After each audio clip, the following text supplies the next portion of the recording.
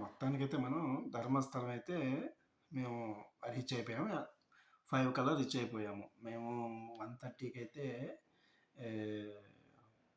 హాసన్లో bus ఎక్కాము. 1:30కి ఎక్కాము. 5:35 కల్లా మేము ధర్మస్థలం అయితే రీచ్ అయిపోయాము. ఛార్జ్ వచ్చేసి 150 పడింది పర్ పర్సన్. అసలు మామూలుగా ఇక్కడ వరకు రావడానికి ఎంత డిస్టెన్స్ ఉంది, ఎంత ఖర్చు అయింది అనేది మీకు ఇప్పుడు మళ్ళీ చెప్తాను చూడండి.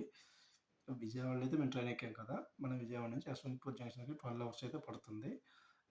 ఛార్జ్ వచ్చేసి 240 రూపీస్ అయితే పర్ పర్సన్ పడుతుంది.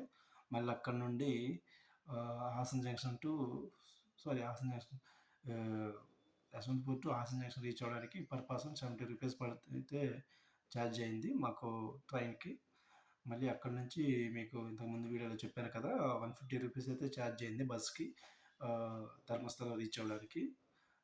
మొత్తం డిస్టెన్స్ వచ్చేసి విజయవాడ టు యశ్వంతపూర్ అయితే 700, యశ్వంతపూర్ టు హాసన్ అయితే 170 కిలోమీటర్స్.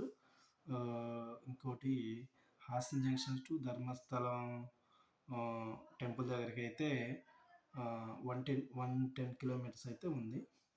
మొత్తం మనకి దగ్గర దగ్గర వచ్చేసి 22 అవర్స్ జర్నీ అయితే పడుతుంది మనకి విజయవాడ నుంచి ఇక్కడికి ఈ ధర్మస్థలం టెంపుల్ దగ్గరికి రావడానికి. అయితే మనకి దగ్గర దగ్గర 24 అవర్స్ అయితే పడుతుంది. 22 అవర్స్ టు 23 అవర్స్ 24 అవర్స్ పడుతుంది.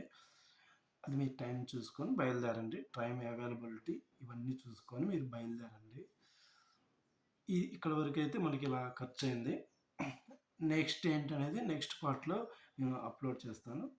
కొత్తగా చూస్తున్న వాళ్ళైతే సబ్స్క్రైబ్ చేసుకొని, లైక్ చేసుకొని, షేర్ చేయండి. థ్యాంక్స్.